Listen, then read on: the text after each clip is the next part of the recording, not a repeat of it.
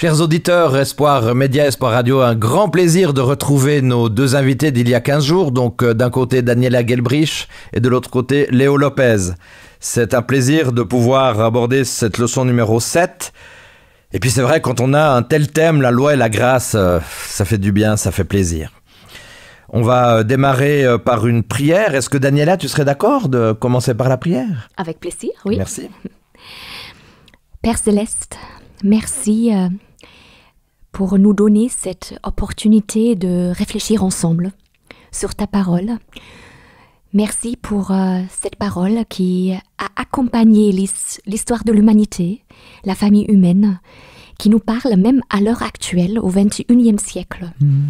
Sois à nos côtés, guide-nous avec ton esprit pour que nous puissions vraiment partager le cœur du livre de Deutéronome, ton cœur finalement. Et merci pour ta compassion, ta grandeur intérieure, ton amour envers chacun d'entre nous. Au nom de Jésus-Christ, Amen. Amen. Amen. Alors Daniel et Léo, on a eu le plaisir de vous avoir il y a 15 jours, mais pour ceux qui n'étaient pas là pour l'émission d'il y a 15 jours, est-ce que vous voulez dire un petit mot de présentation? D'accord, moi je suis Daniela, j'habite en France actuellement et je suis à Collonges sous Salève où j'enseigne l'Ancien Testament et l'hébreu. Super. Alors on est en plein dans notre thématique. Léo? Moi, je suis pasteur à Genève, donc je viens de l'Argentine. Et voilà, c'est un plaisir d'être avec vous aujourd'hui. T'es dans le pays de Maradona, toi? Lionel Messi, je préfère, c'est ma génération. Ah oui, Lionel Messi, d'accord. Et puis voilà. Ouais. Alors, mais maintenant, malheureusement, il est à Paris. Hein. Enfin, oui. Malheureusement pour le Barça, pas pour l'Argentine. L'Argentine, ça va très bien. Voilà. Léo, tu m'excuseras avec cette question, je la poserai aussi à Daniela. Je ne pourrais plus me la poser à moi-même parce que dans le fond, c'est aussi facile de toujours poser la question aux autres.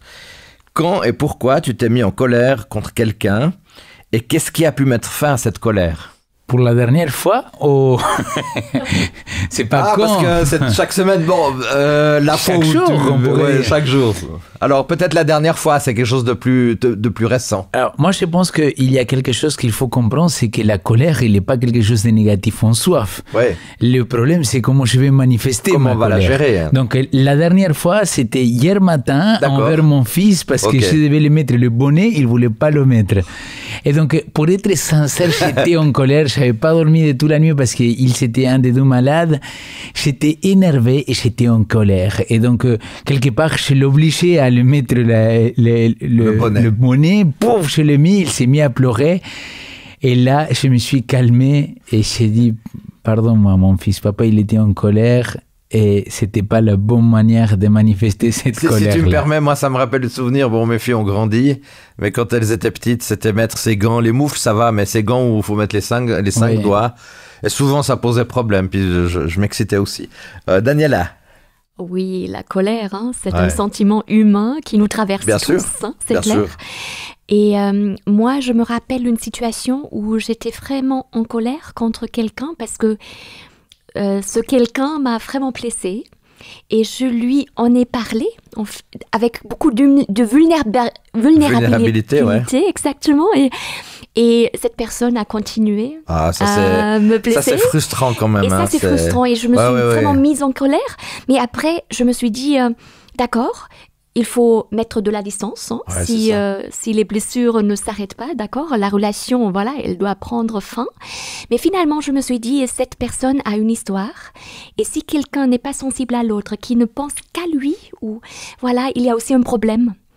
Et après avoir compris aussi le contexte, l'histoire, j'ai pu aussi pardonner, hein, parce que quelquefois il faut pardonner, même si l'autre n'est pas prêt à faire le premier pas. Et je pense que cela a calmé cette colère. Alors Daniela, puisqu'on parle de Deutéronome, on parle de Moïse, on sait aussi que Moïse, normalement, en tout cas, c'est l'idée que nous, on peut percevoir qu'il a écrit les 5 premiers livres du Pentateuque.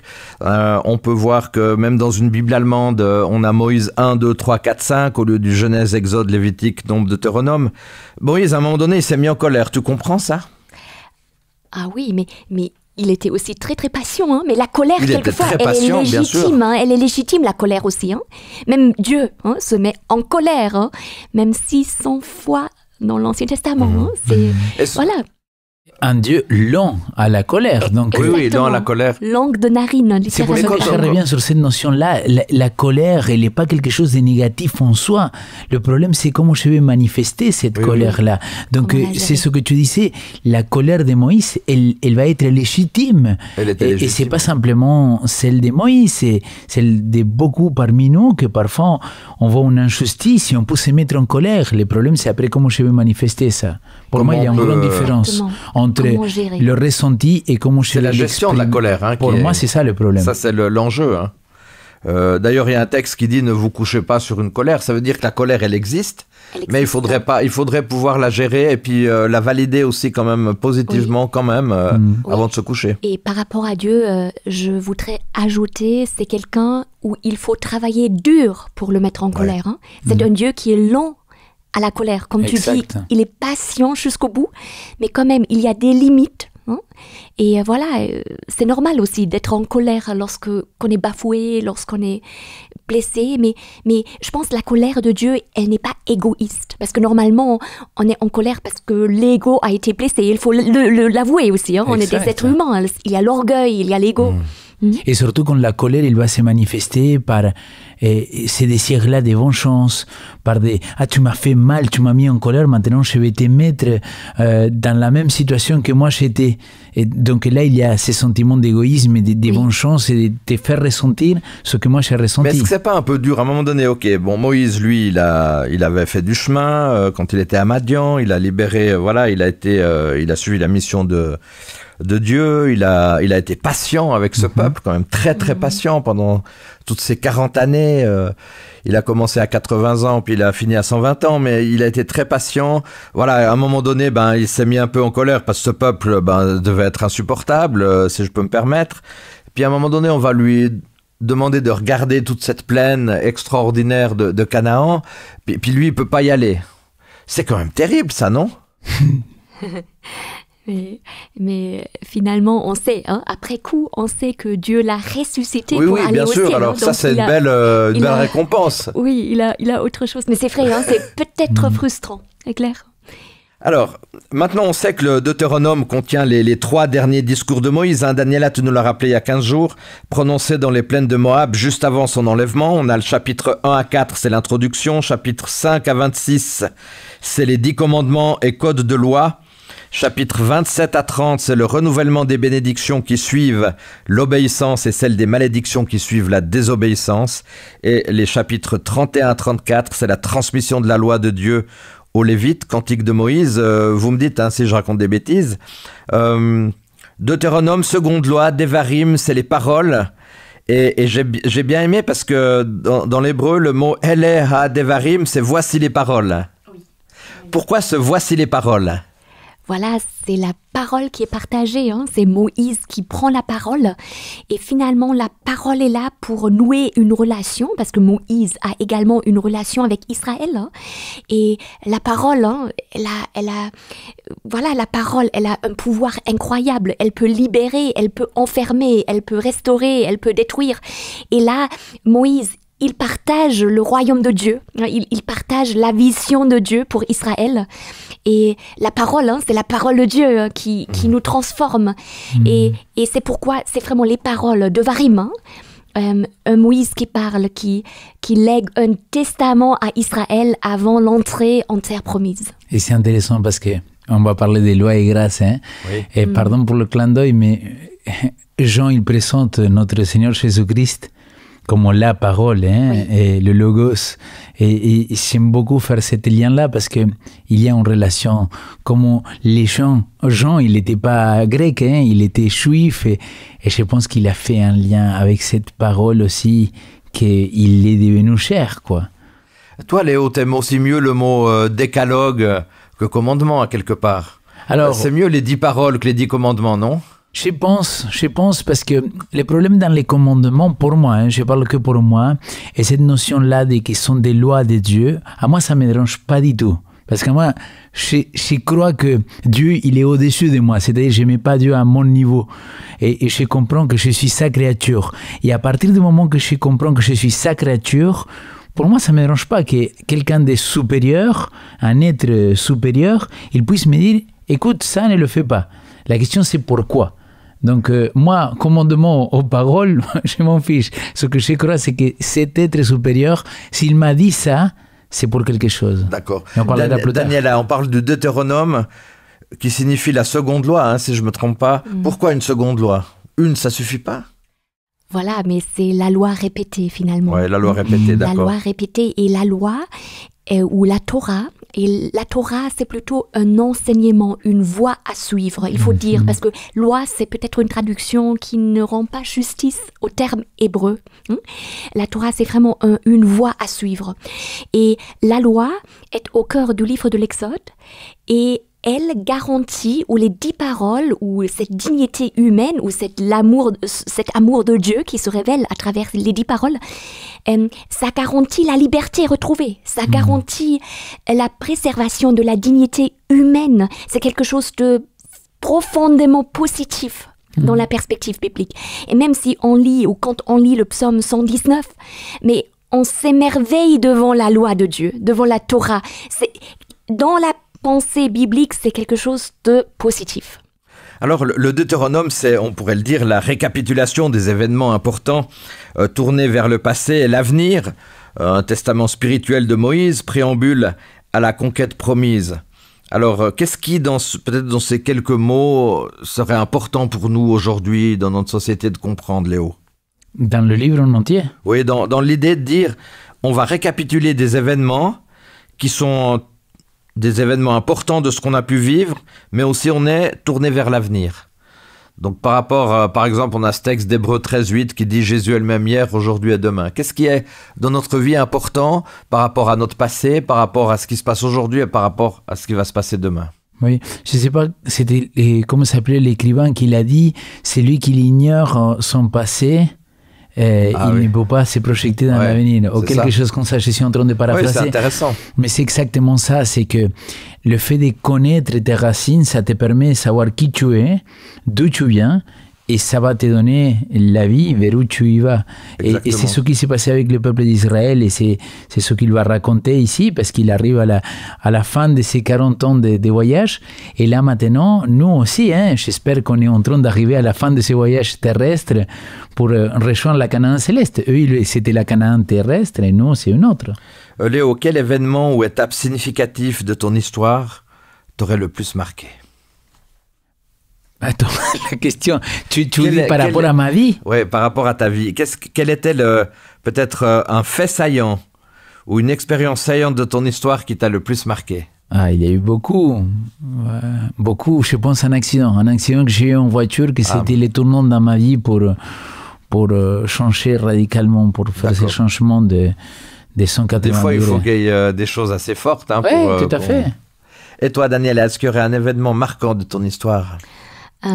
Oui, pour moi, les événements marquants, c'est lorsque quelqu'un m'apporte beaucoup d'amour dans un contexte où je ne m'attends pas à l'amour ou à un geste humain. Et j'ai pu, par exemple, pour donner un exemple concret, j'ai eu l'occasion de discuter avec quelqu'un qui a fait une carrière à Hollywood. Ah oui. Et voilà, il n'avait pas besoin de discuter avec moi, honnêtement. Mais il avait un besoin. Oui, il avait cet amour de le faire, de prendre toute une journée pour discuter avec moi. Et c'était une discussion super intéressante. Ah ouais, je pense. Aussi autour de Dieu. Et on est resté en contact après. Mais ça, c'est un miracle parce que quelqu'un de Hollywood ne discute pas forcément avec moi. Voilà, c'est notre monde aussi. Il faut être quelqu'un pour qu'on mérite d'avoir une discussion, etc. Et là, ça m'a quand même profondément marqué. Voilà, c'est une belle personne. Voilà. Mais si je peux me permettre, Marilyn Monroe un jour avait dit j'ai souffert la plupart de ma vie parce que j'ai pas été aimé pour ce que j'étais, j'ai été aimé pour ce que je faisais. Et moi, c'était dramatique parce que j'avais envie d'être aimé pour ce que je suis. Et c'est vrai que voilà, beaucoup dans le showbiz, dans les milieux, dans certaines hautes sphères, ont besoin de ça aussi.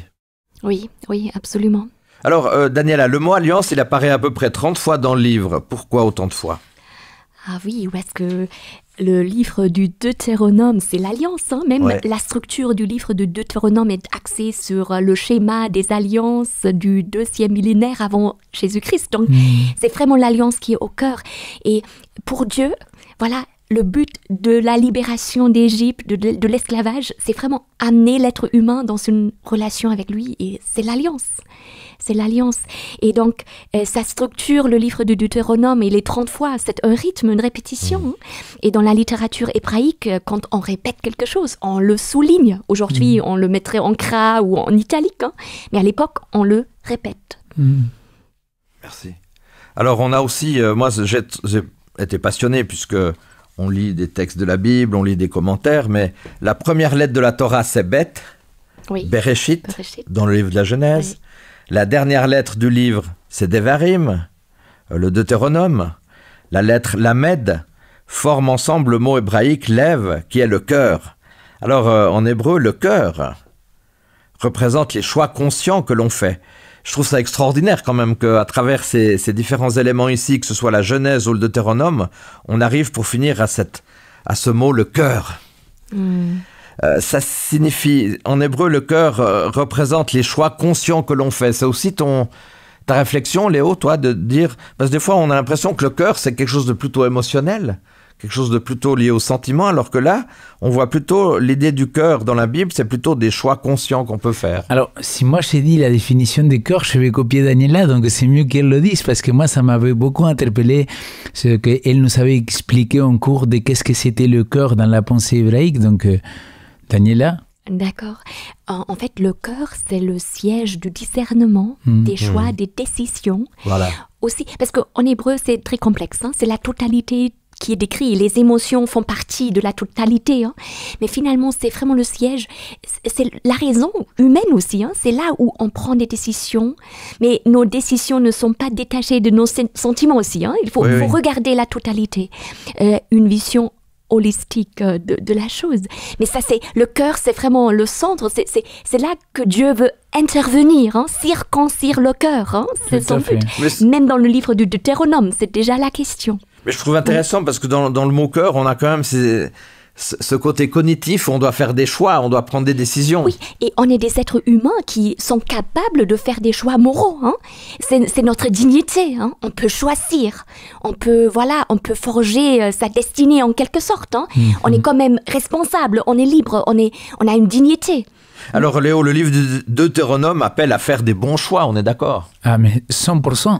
Et surtout, c'est là où j'ai trouvé que, peu importe si tu trouves que c'est un commandement, que c'est une loi ou que c'est une parole, la question que tu dois te poser en tant que chrétien, en tant que croyant, en tant qu'athée ou agnostique, c'est pourquoi Dieu il demande ça ou pourquoi Dieu il dit ça.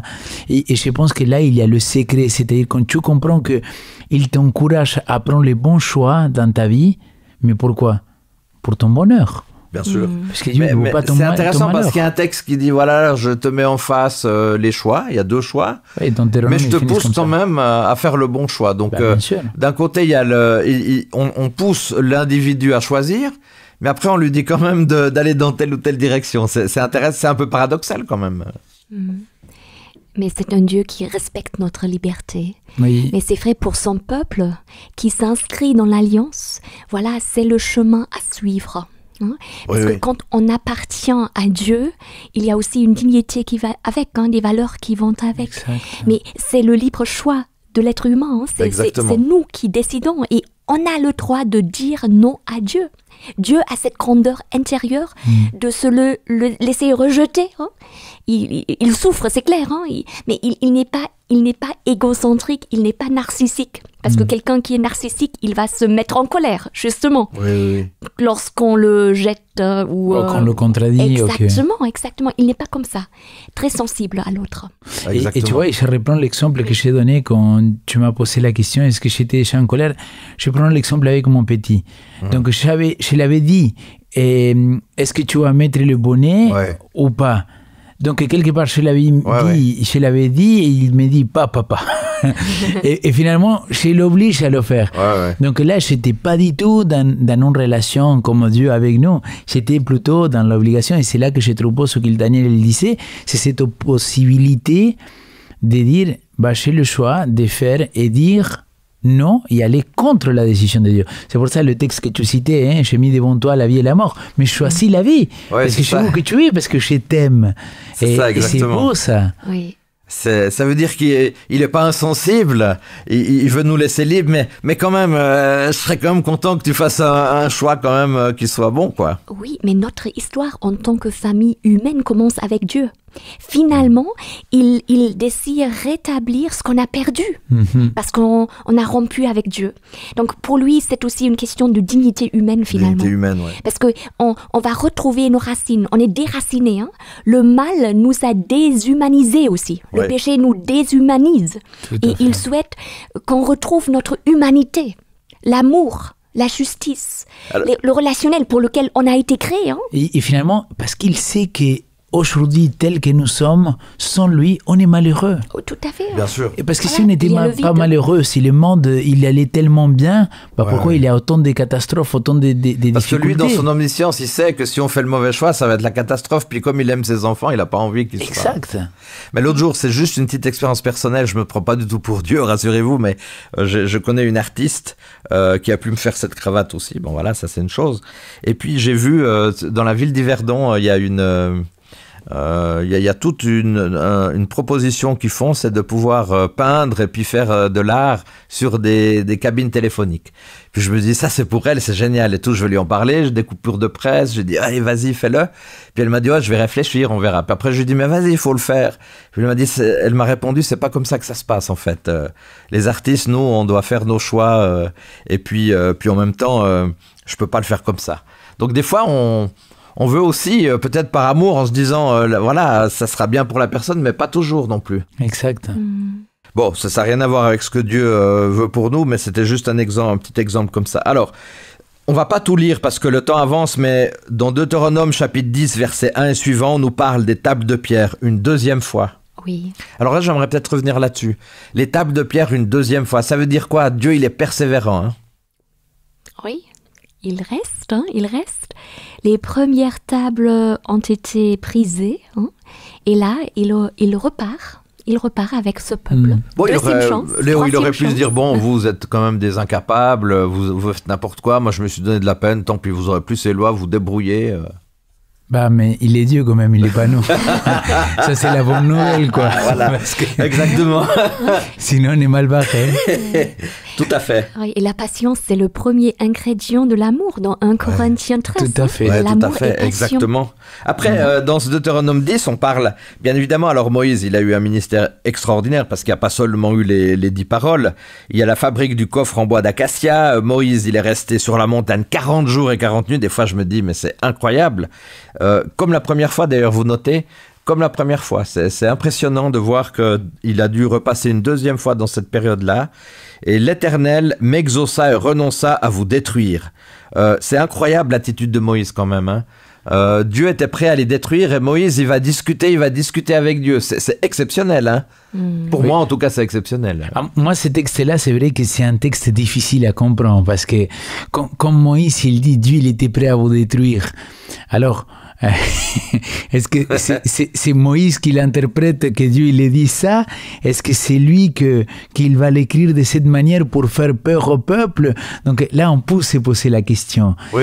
Et je pense que c'est valable parce que finalement, c'est à cause des textes comme ça que parfois les gens ils disent non, mais le Dieu du Nouveau Testament, c'est pas le même Dieu que l'Ancien Testament. Alors que, évidemment, je pense qu'on est trop convaincus que c'est le même Dieu. Est-ce que là, le message, c'est pas de dire Dieu, il est tellement amour qu'il est prêt à entrer en discussion avec ses enfants? Il dialogue avec Moïse. Il est prêt à changer d'avis, hein, si jamais. Hein. Exact. C'est fou. Très, très facilement. Hein. Ça va très, très vite. Prenez le livre de Jonas. Même cas de figure. Hein. Jonas prêche, Ninive se repentit et Dieu change d'amour. Et d'ailleurs, c'est là qu'on a une citation d'Exode 34 où Dieu s'auto-révèle. Hein. Yahvé compatissant et clément, riche en bonté, fidélité, etc. Donc là, c'est vraiment un Dieu, voilà, qui pardonne dès que l'être humain revient vers lui. Hein. Il est sensible. À la discussion qu'il va avoir avec Abraham, vous vous rappelez? Oui. Et qu'il va lui dire, bon, ok, D'accord, s'il y a tant de choses, j'épargne. Oui, et il va avoir ce dialogue avec Abraham à chaque fois. C'est vrai que c'est bien de préciser aussi d'autres personnages qui ont ce dialogue. Bien sûr, mais c'est pour ça, Jonas, Abraham, il y a plein de cas dans la Bible dans lesquels on voit que vraiment Dieu, il est à l'écoute de l'être humain et il est prêt à faire ces changements pour Alors Léo, je ne veux pas revenir sur l'expérience du veau d'or, mais on a ici, à travers cette expérience du veau d'or, où à un moment donné, il y a eu de nouveau, Dieu il revient pour donner ses paroles. On a ici en plein la grâce de Dieu qui doit intervenir pour rétablir cette alliance qui a été rompue. Donc on voit que ces textes respirent la grâce et l'amour de Dieu pour Israël. Tu voulais nous dire un petit mot peut-être sur un livre de Roberto Badenas qui a écrit La loi et la grâce et qui en a fait sa thèse aussi. Oui, pour moi c'est un livre extraordinaire justement qu'il va aborder cette notion de loi et le rapport entre la loi et la grâce. Les amis, j'aimerais qu'on soit sensible en tant qu'adventistes parce que quand même si on dit non, on est des grands défenseurs de la loi de Dieu, des 10 commandements, des 4e commandements, des centres de ce décalogue. On est très défenseurs en tant qu'adventistes.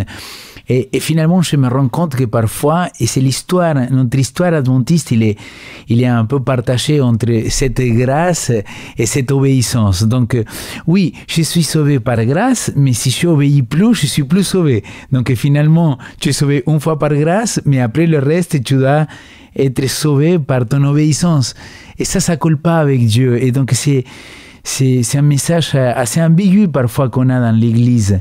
Et si tu me permets, je sais que tu voulais donner la parole maintenant à Daniela, mais au verset 12, mais des chapitres 10, j'ai trouvé une perle là, j'ai trouvé extraordinaire. Le verset 12 au chapitre 10 et le 13, il dit « Maintenant, Israël, que demande de toi le Seigneur ?» Donc il va poser ça en tant que question rhétorique, quoi.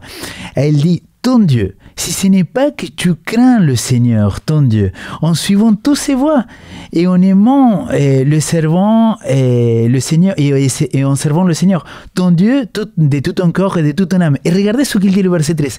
En observant les commandements du Seigneur et ses prescriptions telles qu'il était institué pour toi aujourd'hui, afin que tu sois heureux. Ouais. Je pense que là, c'est une clé d'interprétation de pourquoi Dieu nous donne ces paroles-là et ces commandements.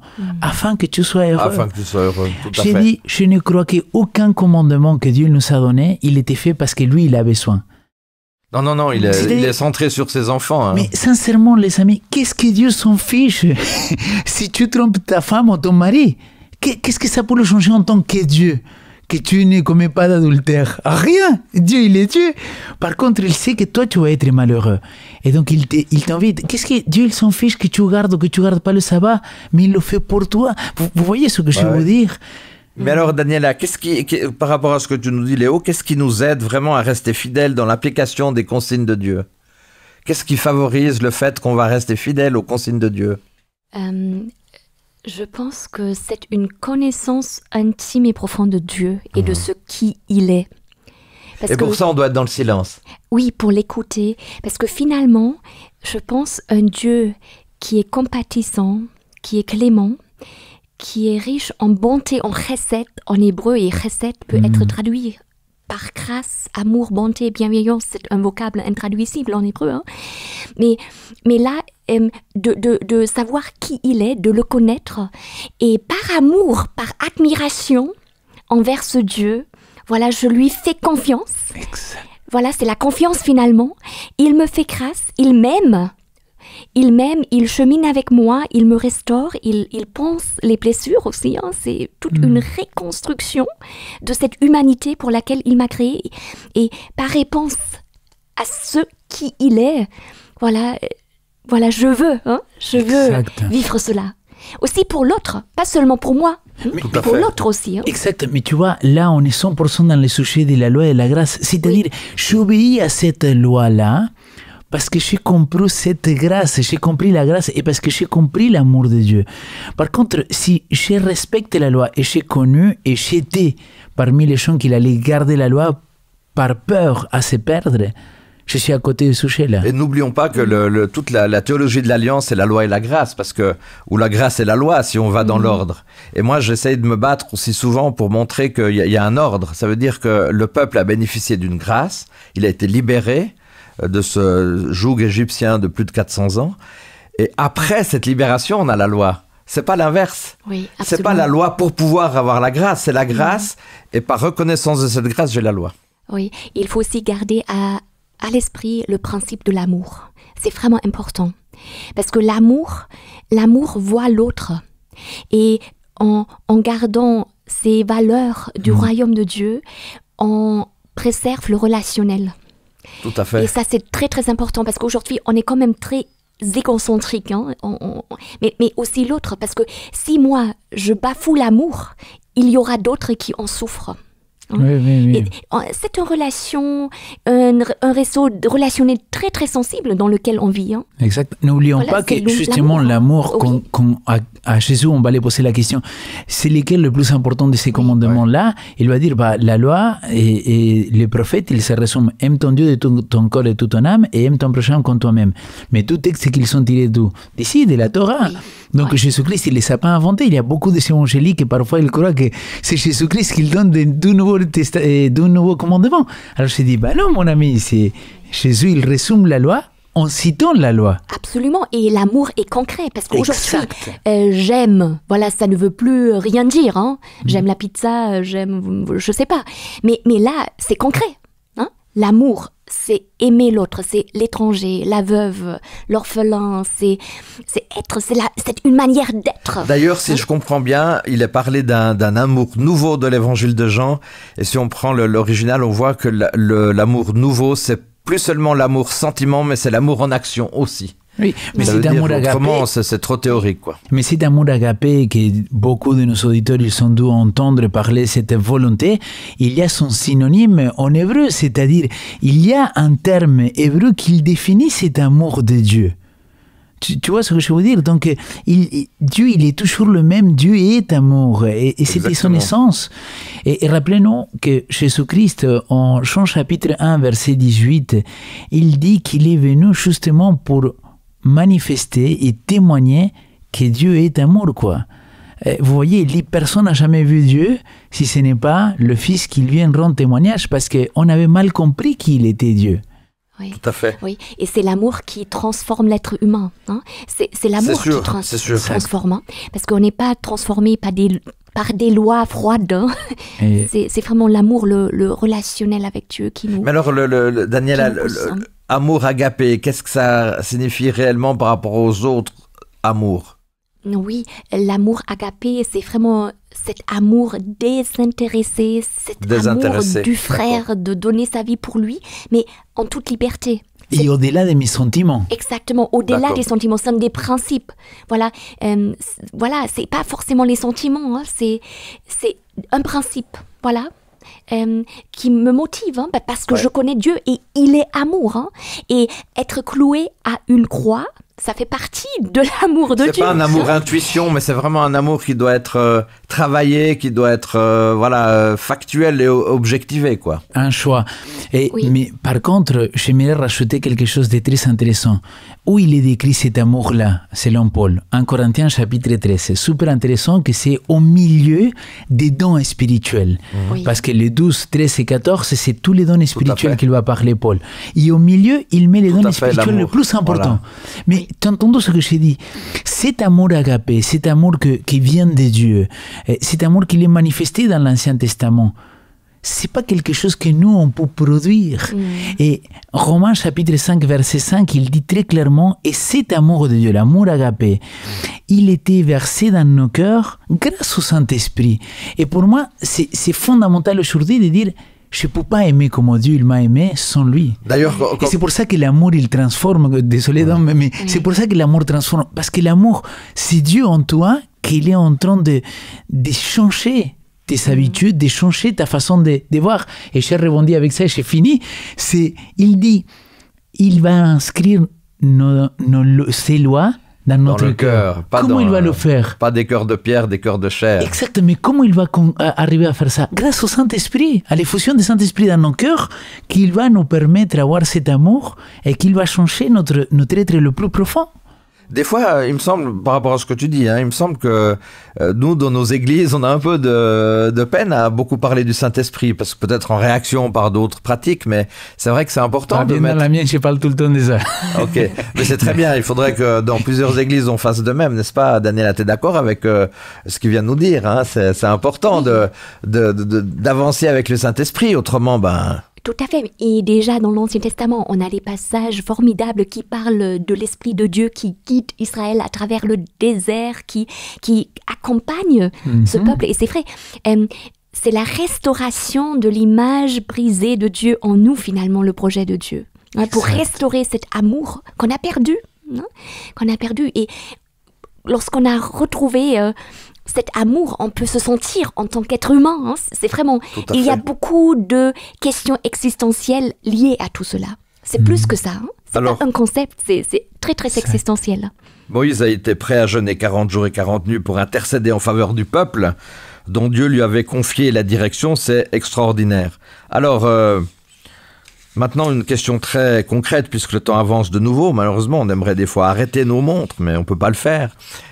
Sommes-nous prêts à aller dans l'intercession, dans la réalité, justement, que tu nous disais tout à l'heure, Léo, du Saint-Esprit dans nos vies, pour que les membres de nos familles, pour que l'Église, pour que le quartier là où on est, pour que même la population puisse quelque part être aussi boostée par le Seigneur? Est-ce qu'on est prêt à prendre ce temps-là? Moi, je pense que oui. Alors, je pense qu'on doit être encouragé à faire cela. Par contre, là où je trouve que ça pourrait être une chose, c'est de demander à l'autre d'aller à mon rythme, ou que l'autre me demande d'aller à son rythme. Parce que tu vois, Dieu, il a cheminé avec son peuple pendant 40 ans. Et c'est là qu'on se retrouve à que parfois le peuple, il va faire des bêtises. Et c'est là qu'on voit la grâce de Dieu. C'est à chaque fois, c'est-à-dire, tiens, je te montre cet idéal. Je te montre ça qu'il va être pour ton bonheur, pour ton bien. Garde ces commandements. Choisis la vie, choisis la bénédiction, pas la malédiction. Mais c'est là où ça devient compliqué pour moi, c'est que parfois, on rate le chemin. Et qu'est-ce qu'il fait Dieu? Il est à rendez-vous, il est avec nous, il continue à cheminer avec nous. Oui. Et on a besoin de quelqu'un qui nous est fidèle. C'est un besoin humain. Et dans notre contexte actuel, la fidélité a explosé. Et ça nous rend malades. D'être toujours dans la peur, est-ce qu'il va rester, est-ce qu'elle va rester, est-ce qu'elle va me lâcher? Et là, on a un Dieu qui est constant, qui est fidèle jusqu'au bout, coûte que coûte. Ça lui coûte quelque chose. Le témoin vrai est fidèle. Oui. Donc alors, Ellen White nous dit, la volonté de Dieu est résumée dans les préceptes de sa sainte loi, dont les principes régissent le ciel. Les anges eux-mêmes n'ont pas de plus chère ambition que de connaître la volonté de Dieu, et c'est en l'accomplissant qu'ils exercent le plus noblement toutes leurs facultés. Heureux ceux qui, page 90. Alors, accomplir véritablement la volonté de Dieu. Est-ce que c'est toujours facile de savoir quelle est la volonté de Dieu pour nos vies? Moi, je pense qu'il y a ces textes, désolé, je reviens à l'idée de l'esprit, mais c'est lui qui vit par l'esprit, il marche par l'esprit, ou vice-versa. C'est lui qui marche par l'esprit, il vit par l'esprit. Moi, je trouve que le Saint-Esprit, il n'est pas un GPS qu'il te dit à tous les coups, tu as tourné à droite, tu as tourné à gauche. Romain, le même auteur, voilà, il va dire, soyez transformés selon votre intelligence. Et je pense que le Saint-Esprit, il est versé en nous, justement pour nous guider à faire les bons choix de comment suivre la loi, de savoir quelle est la volonté de Dieu. Mais parce qu'il travaille avec qui nous sommes. Cette transformation qui vient depuis l'intérieur avec l'amour, il nous permet de comprendre, de connaître quelle est la volonté de Dieu. Oui. Et vraiment, je pense Dieu souhaite que l'image de Dieu pour laquelle on a été créé ou à laquelle on a été créé soit restaurée. C'est vraiment sa volonté première. Après, les petits choix qu'on fait dans la vie, on est aussi libre. Exact. On est libre. On a un cerveau. On peut choisir. Quelquefois, on peut demander à Dieu d'ouvrir des portes, de fermer des portes. Mais finalement, Dieu nous fait confiance de faire de bons choix aussi. Mais pour vous, c'est facile de connaître la volonté de Dieu? Oui, parce qu'on est dans cette dynamique, en tout cas de ce que j'entends de Daniela, on est dans la même dynamique de se dire, tu as ton cerveau aussi pour pouvoir choisir par toi-même. C'est ça. Mais savoir qu'à chaque fois, il va y avoir des choix et des conséquences. Un exemple très, très bête. Souvent, quand je fais des études bibliques avec des jeunes qui sont 16, 17 ans, ils disent oui, mais moi, je ne sais pas si étudier ou là maintenant, après ma formation, partir travailler. Et je dis, mon ami, et souvent la question c'est quelle est la volonté de Dieu? Et tu vois, moi j'aimerais dire, mais Dieu il s'en fiche. Dieu il veut que tu sois heureux. Et maintenant, sache que dans n'importe quel choix que tu vas faire, soit travailler, soit étudier, il va avoir des conséquences. Oui. Et tu vas devoir l'assumer. Si tu pars travailler tout de suite, tu vas gagner 4 000, 5 000 francs par mois toute ta vie.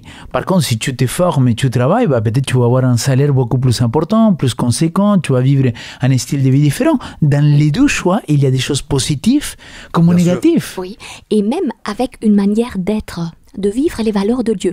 À l'université ou dans le travail, n'importe où, c'est ma première destinée. Exact. Vivre l'amour. Vivre là l'amour. Où je suis. Voilà, exactement. Et même si je nettoie les toilettes, quand même, les valeurs restent les mêmes. Alors, très bien. Moi, j'aimerais juste qu'on prenne encore, puisque le temps avance, dans Ephésiens 2, verset 8, puisqu'on a parlé de la loi et de la grâce tout à l'heure. Moi, c'est un des textes qui me touche le plus, en fait. Ephésiens chapitre 2 verset 8, là aussi de la mort à la vie, rappelez-vous, ça c'est très similaire au Deutéronome, de la mort à la vie, t'as le choix de la mort, le choix de la vie, mais choisis la vie. Et là dans Ephésiens 2 verset 8, il est dit, car c'est par la grâce que vous êtes sauvés, par le moyen de la foi, cela ne vient pas de vous, c'est un don de Dieu. Dans Ephésiens ou dans Galates, non, c'est dans Galates 2, Paul il dit aussi, ce n'est pas moi qui vis, c'est Christ qui vit en moi, donc c'est la grâce que vous êtes sauvés par le moyen de la foi. Ça aussi, ça fait partie vraiment de notre leçon. Tu l'as évoqué tout à l'heure, Léo, par rapport à Roberto Badenas, mais ça aussi, c'est tellement important à rappeler. Oui, vas-y Daniela, pardon. Oui, mais la foi fait partie intégrante de l'alliance. Oui. C'est lorsque Dieu conclut alliance avec Abraham, croire. Et c'est la première occurrence du verbe croire en hébreu. Oui. C'est la loi de la première occurrence, ça met le ton. Donc la foi, la confiance et aussi la constance avec Dieu, ça fait partie de l'alliance. Donc c'est important parce que finalement on ne voit pas Dieu, on fait confiance.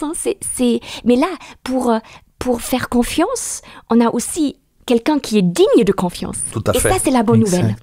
Ça, et puis, dans Romains 3, 28, voici donc ce que nous affirmons, l'homme est déclaré juste par la foi sans qu'il ait à accomplir les œuvres qu'il exige la loi. Ça aussi, ça plaît pas à tout le monde quand on lit ça, mais ça veut pas dire que la loi n'est pas plus importante, mais il y a quand même, la priorité, c'est quand même cette foi en Christ. Mais non, et en plus, il faut rétablir les choses à son... C'est 1 Jean chapitre 3 verset 4, il dit très clairement, et j'imagine que vous connaissez, il dit, voilà, car la conséquence du péché... Non, pardon, pas ça c'est Romains chapitre 6, 23. La transgression du péché. Voilà, le péché, c'est la transgression de la loi. C'est-à-dire, à partir du moment que je vais contre la volonté de Dieu, ou contre ce que Dieu il nous a demandé, c'est ça que Jean, il va le décrire comme le péché. D'ailleurs, je dis toujours, qu'est-ce qu'ils ont fait si de mauvais Adam et Ève que manger un fruit, quoi. Rien de grave. Le problème, c'est pas ça, c'est qu'ils sont transgressés, ils sont allés contre ce que Dieu il avait demandé. Ouais, c'est ça. C'est là ils ont voulu être indépendants, en fait. Voilà. Et là, c'est pour ça que j'ai mélangé les pinceaux. Romains 6, 23, il dit très clairement, car le salaire, la conséquence des péchés, c'est la mort. Mais... Donc, voilà. Et c'est le mais, c'est-à-dire, si nous avons eu la grâce de Dieu, c'est parce que nous, on était dans le pétrin et lui, par son amour infini, il a tant aimé le monde qu'il vient nous sauver, quoi. Alors, Léo, comment éviter le piège? Attends, il avait Daniela qui voulait répondre. Excuse-moi, Daniela. Il n'y a pas de problème. Je suis désolé. Non, c'est juste pour savoir, parce que Dieu sait comment bâtir notre vie, parce qu'on est un peu dépassé par cela.